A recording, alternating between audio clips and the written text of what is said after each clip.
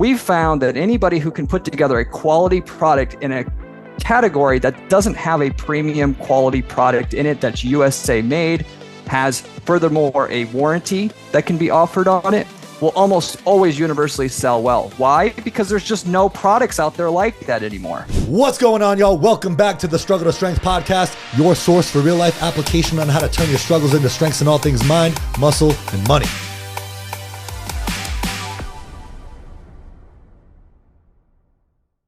Today we have Corey Zieman on today, who's going to give us 4 ideas. That's what we covered, right? 4 ideas for how to create a startup where you don't have to like reinvent the wheel or do anything that seems outrageously challenging. Corey makes this really simple, come up with really simple startup ideas that you can apply like pretty instantly. And you're probably already aware of some of these ideas. As we get through this conversation, you'll start having a lot more pop up. I know Travis and I both did. I don't know about you, dude, but like my brain was going. Yeah. Oh yeah. Yeah. These are good ways, like where you don't have to kind of sit down, reinvent the wheel. These are like, 4 creative ways that you can just kind of use ideas that are already around you and just come up with like new startup ideas that are almost guaranteed to be successful. So it's pretty, So it is. So if you want to start your own business, if that's something that you've been wanting to do, but you're struggling with what, this is the episode for you. All right. We'll see you guys inside. I was looking at your bio, and you've had some pretty good success with the startups. And so I thought, looking at your notes and what you had incorporated here into the bio, I thought that might be a good place to start. Is that typically what you enjoy talking about? It's just like how to create startup ideas and taking things from A to B?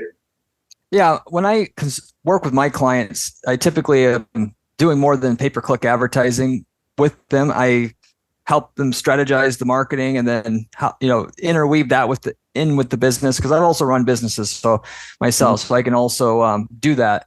But I just thought it was interesting just thinking about what people are interested in and what knowledge I have.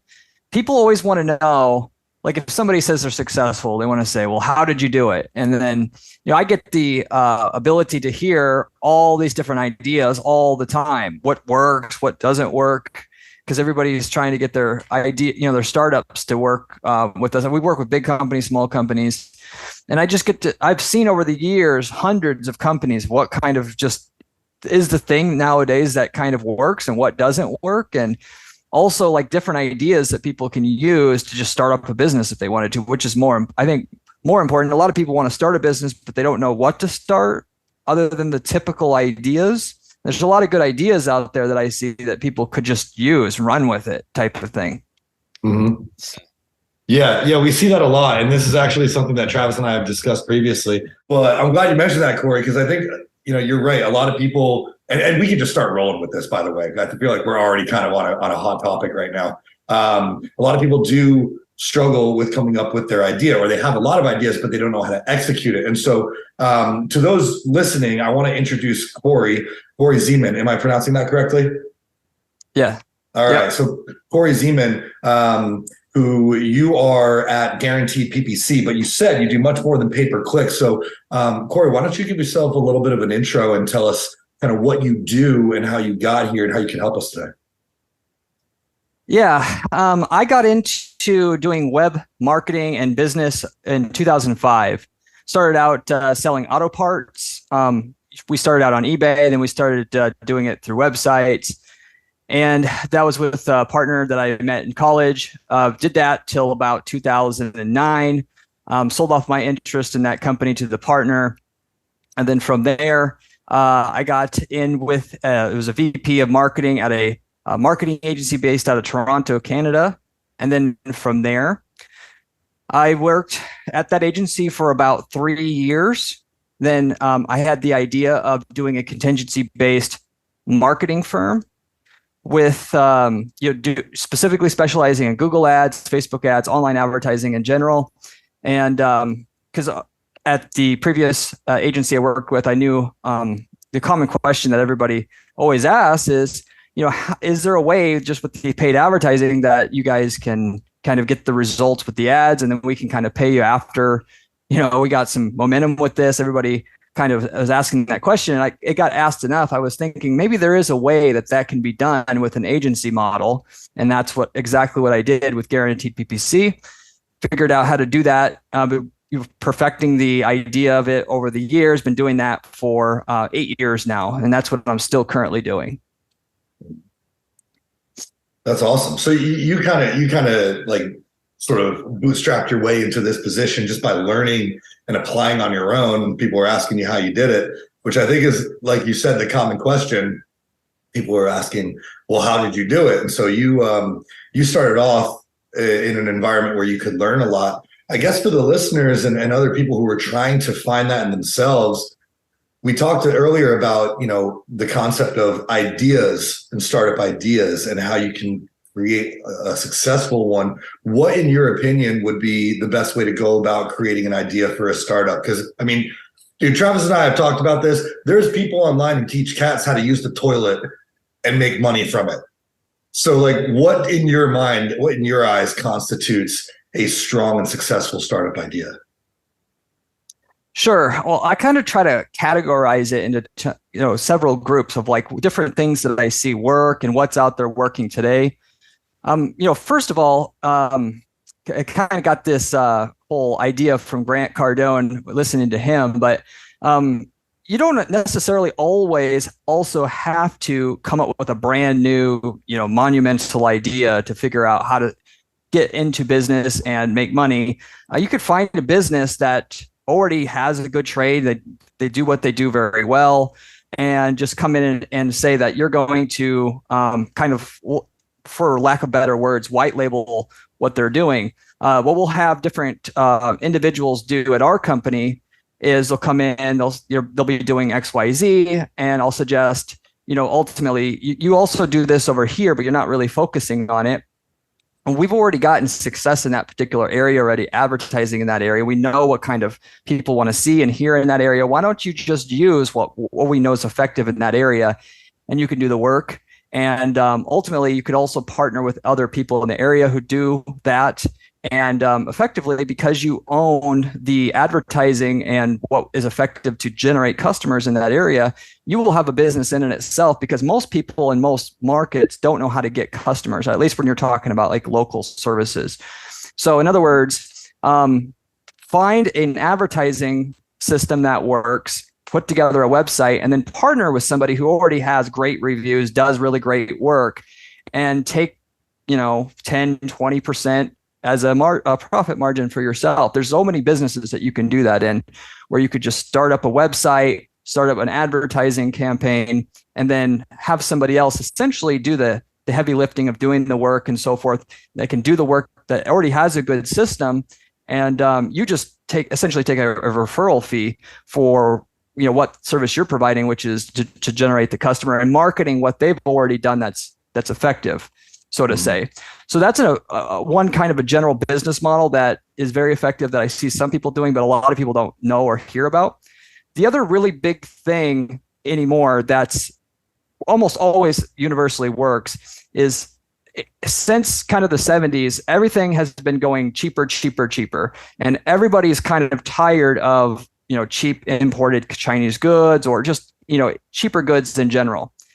We've found that anybody who can put together a quality product in a category that doesn't have a premium quality product in it that's USA made, has furthermore a warranty that can be offered on it, will almost always universally sell well. Why? Because there's just no products out there like that anymore. Particularly if you can have a warranty that you can attach to it, because that right away tells people that what you have is quality and you're willing to stand behind it. And so it doesn't really matter. Have you heard of Origin, the clothing brand Origin? They're like out of like Maine. That just reminded me of this company. Basically, like they make like their kind of flagship product is they make like leather boots. But what they found is that in the market, like all boots were made like terribly, or the majority of boots were made terribly, and like the actual skill to make like high quality leather boots was kind of lost. Like there was like these old cobblers in like northern Maine, and they they're like 80 years old that knew how to do this, but like the information wasn't really on the internet. So they basically like moved their company there. They found these guys, they brought them in, showed them how to make it. And they make these like really, really high quality, like leather boots made in America. Like they've got a good like back origin story, and that company's like crushing it. So like that just, I thought that was a good example of that kind of second, you know, there's lots of boots. You can go buy boots online, but these guys are selling them for a lot more and they're killing it. But they're like really high quality. They're made in America. They've got a warranty, just like you were saying. We found that you can even sell your product for 2 to 3 times the average cost of the product in that category, as long as you're offering a premium quality product with a guarantee warranty behind it. Because the people that, you know, as we kind of know in the US, the middle class is kind of gone or separating. And the people that, you know, have money, they're kind of going in the general direction where they want quality and universally want quality. So they're really seeking that out. And there's just so little available in that general category that in a lot of product categories, you'll just be the only one that does it. So figure out how to make just a quality product and just pull out all the stops and then offer that. You almost universally will have success, particularly if there's nothing in that category that really stands out as let's just say the Apple in that category, and should be successful with that. So that's another. Yeah. So like let's say you're like, I don't want to work for somebody. I really want to be an entrepreneur. I want to like create my own company, but I've been, you know, racking my brain for years trying to come up with that idea. I can't think of anything. So like these are some methods that you can use to like find some ideas. So like one could be find somebody who's already doing something, but they don't really have, you know, much of like an online marketing presence, and you could partner with them, build basically build like web traffic and like a marketing, build like a marketing branch of their company, like bring in more business. And then number 2 is look for like niches or products that are only this like cheap stuff. Like there's no like really high quality luxury options, and then build one of those in that like marketplace. Yeah. Mm-hmm. Interesting. Yeah, that's cool. Yeah, that sounds like a really easy way to come up with things. And especially, I mean, when it comes to it, you're right. I think a lot of people, when they think about starting businesses, they think about what's a new idea? What's the next best thing? What's the next thing going to be? And, you know, it doesn't have to be like that. I mean, people are reinventing wallets lately has been like the thing for the past couple of years, with different types of wallets or different ways that they can hold things in, you know, be more compact. Like, you don't have to necessarily reinvent the wheel. You can take one thing, make it better, offer a warranty, sell it for a higher price, and still be successful. Now, something that I was interested about is the whole aspect of creating this marketing funnel, which is essentially what you've done, Corey. So I'm curious to learn more about this from your perspective. What types of marketing do you see are most effective for? Is there a type that's most effective for products versus services versus, you know, other types of businesses that you might create? You know, is it Facebook ads? Is it Google ads? Is it email lists? What are you seeing that is most effective right now? Yeah, Google ads and Facebook ads are both pretty effective. It depends on the market, which one of those seems to be more effective, of course. If you've got kind of a unique offering, Facebook seems to certainly be the one that you would go for there most of the time. Just specifically because on Facebook, you can interrupt somebody and say, here, look, see how cool this idea is. You can't necessarily do that with Google per se. Whereas if you have something that just has, you know, built-in demand, there's people regularly needing it, wanting it, then Google is more so your better bet, because you can just tap into people that already, of course, are looking for that. In that, though, with all of that said, the main thing is most people that try to market their own things, they put minimal effort into it. And so they're just really, in most markets, they're just not very good at showcasing what they have. What they have is really, really good a lot of times. They just don't know how to showcase that. So and you don't have to be a marketing genius to do a lot of this stuff. You just got to be willing to put the time and the effort in to think, what does the consumer want to see? If I were, you know, buying this, what are all the things that I would want to see before I bought this? And just start writing them down, and then figure out how to create a funnel that will convey that information in the most concise package for the user. Because most people in that market won't be willing to go ahead and put the effort in, because it is a considerable amount of effort. But the good thing is, once you put in that effort and that funnel works, it will generally work for years and years and years after that. So you put the effort in once, and you almost basically have a passive income business after that, because it pretty much just works. Somebody else is obviously executing the back end. You almost have, I mean, passive income doesn't really exist, but this is about as close as it gets, as far as I've seen, in terms of businesses that are truly passive income. Mm-hmm. And for your funnels, what do you typically use for your funnels? Do you use ClickFunnels, or is there something else that you would recommend? ClickFunnels is good. I use a lot of a program called Unbounce, which makes a lot, you can make landing pages, as they're called, where you send your traffic to, without needing to be a programmer or anything like that. You can just drag and drop certain things in certain places to, give the user experience and convey what you need to convey to the user after they click on that ad. But that's our preferred programs. ClickFunnels is good if you have a more complex product where somebody's going to need to be taken through multiple stages. So in a lot of stuff, what we do, we don't necessarily need that. They need one good page. They see the page, they're convinced, but sometimes it takes more than just that. Mm-hmm. I imagine that's a lot more cost effective than ClickFunnels as well. ClickFunnels can be expensive. I mean, to build a good funnel, it can be expensive, is what I found. Yeah, I agree with that. Yeah.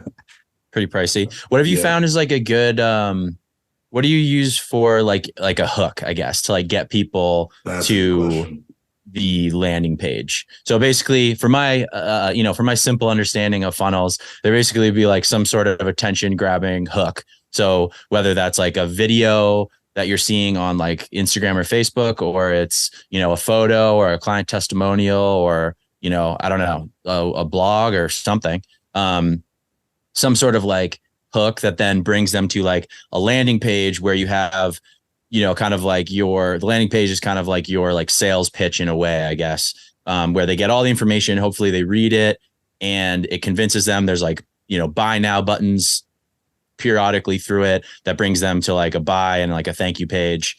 That's kind of my understanding of like a funnel. Does that sound like accurate? And what type of like hook do you like to use to get people onto that page? I think what a lot of people, when they are trying to attempt to do this, they don't really think about like, everything kind of can be boiled down to 1, 2, 3 things that the consumers want more than anything else in that market. Sometimes they just want the cheapest price. Sometimes they want the highest quality, or what have you. And then you generally try to use your hook and center that hook around those things. So like in terms of lowest pricing, to give you an example, if you were, let's say a mortgage broker, because everybody kind of knows what that is, and you were trying to sell that, one hook that we had in that particular market was to say, guaranteed lowest rate will give you a free steak dinner at the Outback Steakhouse. So when you see that, you're like, wow, because everybody wants the lowest rate on their mortgage. That's basically the main thing they care about for the most part. So what's a really outstanding, lavish claim that you can make that'll stop somebody in their tracks and say, I've never seen that before. I need to find out more about that. Or it could be as simple as saying, call for special pricing, holiday weekend only. And then it just gets people thinking, I wonder what that is. I have to find out what that is. So it should get the user thinking one way or another if you can. But ultimately, going back to the quality thing, the warranty thing could be your thing that makes you stand out as well. We have a paint seller who, also the paint category and for the type of paint they sell is low quality. For him saying 30-year warranty on the paint, it was the one thing that differentiated him from everybody else in that market. And the business is just growing at a crazy rate every year just because of that one little, if you will, hook. So that's not necessarily something that gets people, a call to action, so to say, get someone to act immediately. But your value proposition should be able to be boiled down into condensed terms like that so that the user can instantly know why I should buy from you. And then that'll generally get you to the next level. Mm-hmm. Out of curiosity, what is your funnel? What's the hook that you guys use for your funnels? Yeah. Obviously it's guaranteed PPC. So everybody kind of thinks they know what that might be when they see that. Good name. But, generally speaking, it's people that, it doesn't have to be, but a lot of times they're already advertising on Google or Facebook or somewhere online, and maybe the results are plateaued. And then we'll come in and say, hey, I looked at your funnel. Ultimately, I think you could do much better. We'll essentially give you the first of our services for free to make you enough profit that, essentially when you pay us, you're already making more than that in profit for yourself. So in other words, we charge this much per month. I'll make sure you are earning that plus some before I'll even take a payment on our side. And therefore, you really don't have any fees to pay us. And then with that, obviously, we're financing your results. So we'll send an advertisement out in the mail, the direct mail, snail mail, which is something that in marketing, what always works is the stuff nobody else is doing. Nobody else gets a letter in the mail saying what I'm mentioning here. So they get it and they're like, whoa, what the heck? I never gotten a piece of mail like this, and how long? It's got a handwritten address on the envelope, and there's a real stamp on it, and they actually are going to open it in that case. So I can actually get through to the business owner that way, so to say, and therefore it's effective. But with that, going back to what I was saying before, in my time at the marketing agency when I worked there, I found out what the most common complaint / question was that we were getting, and then I figured out how to turn that into a service, which was the guaranteed PPC. And I knew if just saying guaranteed PPC, that would get people's attention. And then from there, I figured out, okay, how can we guarantee PPC? What is it? Why is nobody doing this? How is it going to be possible to do this? And then it's been iterations to figure out how do we actually do that with it and make it work for our company. But we didn't start with, here's a service, how do we sell it? We figured out, here's what people want, was change it and figure out how to offer it. Mm-hmm. That makes sense. Yeah. That's helpful. I think that's a good way to go about generating ideas for your business. If, like Travis said, if you're just trying to think of an idea for a business, banging your head against the wall, what about this? What about this? What about this?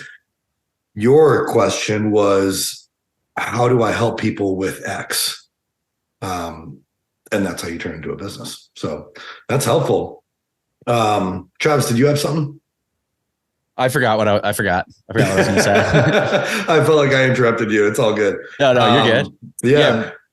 What did you have? So those are kind of like two ideas for, coming up with like a startup idea, and as well as like some really awesome, like I got a bunch of ideas in my head going of how I can implement those marketing tips for my business. Do you have other ways of coming up with startup ideas that you commonly see work? Yeah, I was going to mention another one here. So anything that you can do to make the buying process more, easier, more convenient, for the user, that pretty much is a business idea in and itself, all by itself.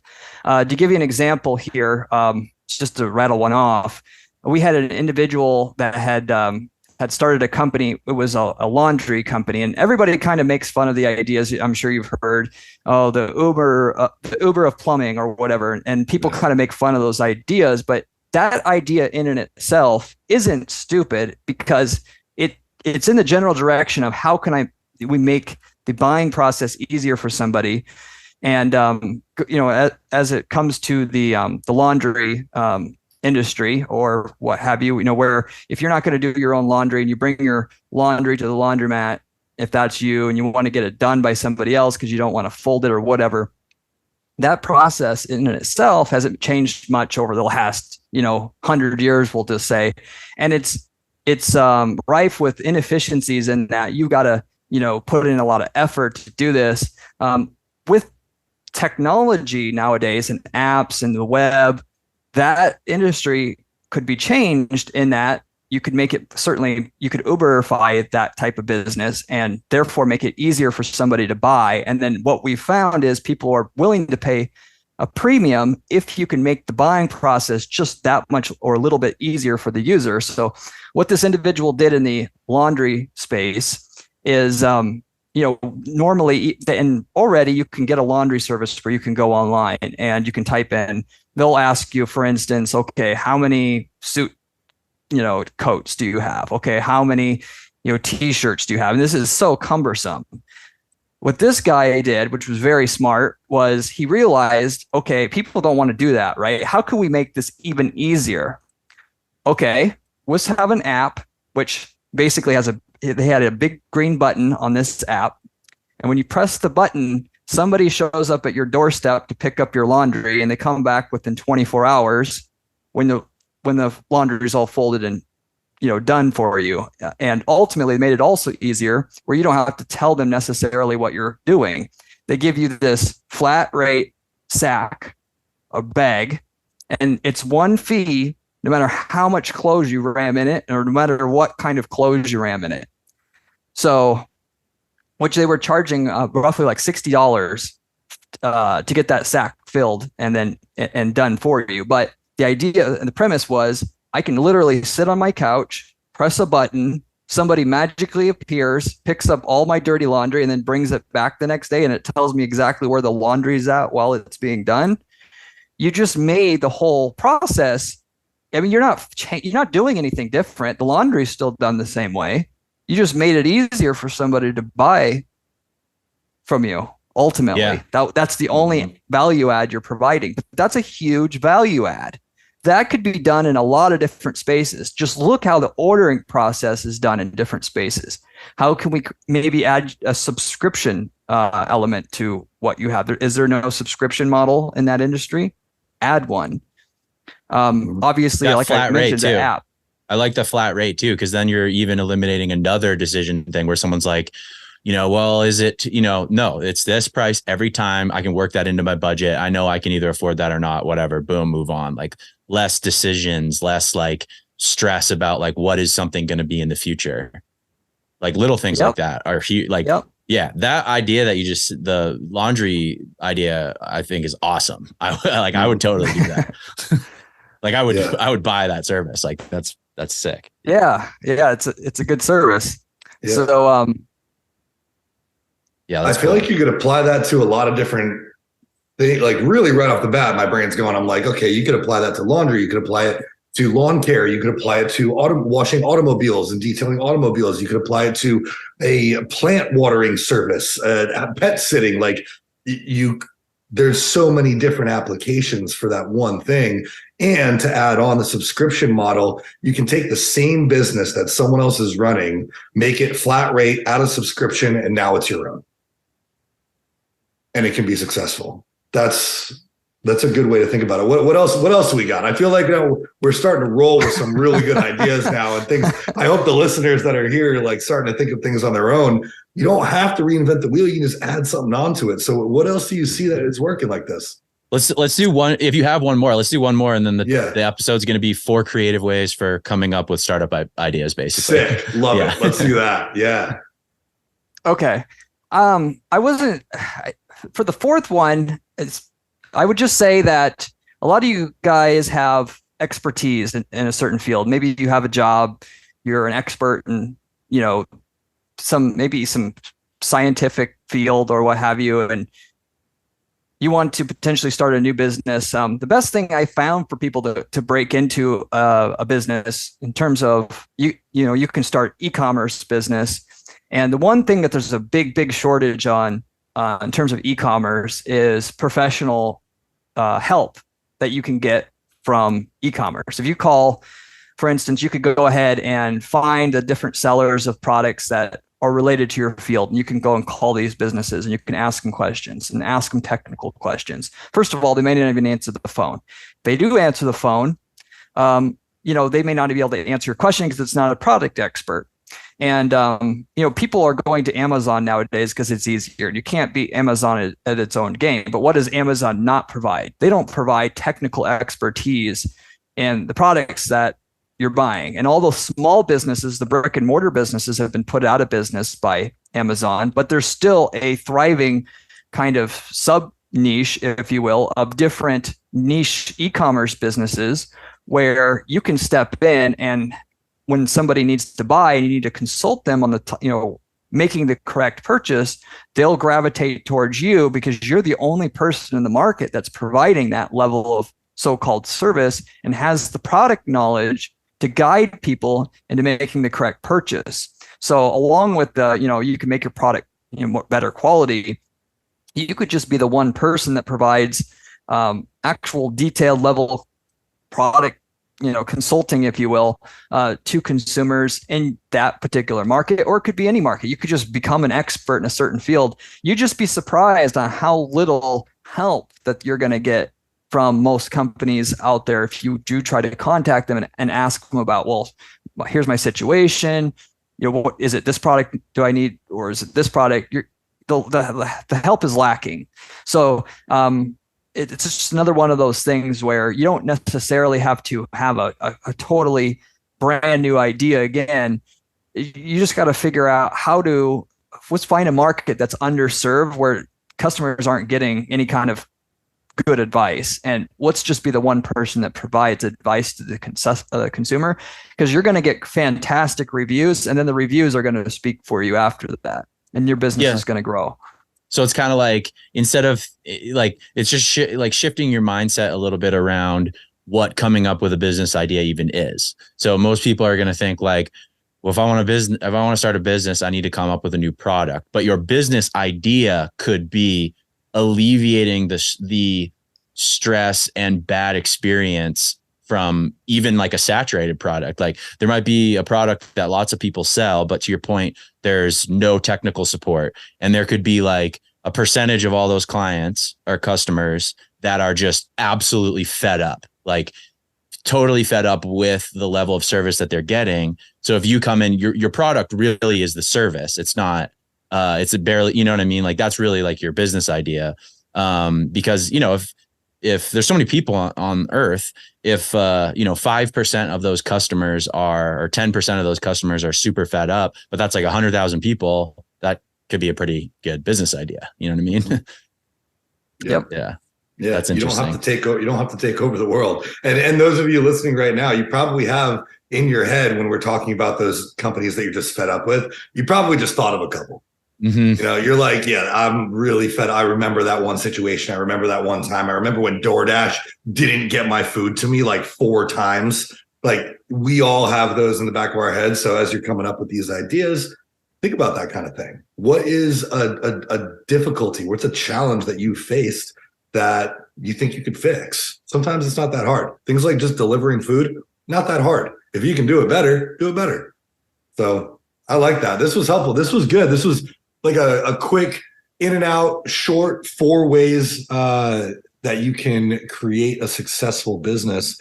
And it doesn't have to be that you're reinventing the wheel. So Corey, I really appreciate you coming on and helping opening up our minds to the possibilities that are in front of us, rather than us beating our heads against the wall trying to come up with these ideas. This was really helpful for me. So I appreciate you, man. And I know our listeners are probably going to want to learn a little bit more about you. So before we take off, why don't you give yourself the plug, man? Where can we find you on the internet, on social media, and what do you have coming up? Yeah, you can find me at guaranteedppc.com. That's our marketing agency that I run. But you also can find me on YouTube as well. I have my own YouTube channel, and that's the primary place that I am on via social media that you can find me. So I would just mainly go to one of those 2 spots. Awesome. And we'll put those links in the show notes for you guys as well. So you can add, I'm sure that YouTube is extremely valuable, as was this episode. So again, I appreciate you, man. Thank you again for coming on. Thanks for having me. Of course. Yeah. We appreciate you sharing your knowledge and opening up our minds a little bit. So thank you again. Thank you to everyone who has tuned in as well to another episode of the Struggle to Strike podcast. We will see y'all next week.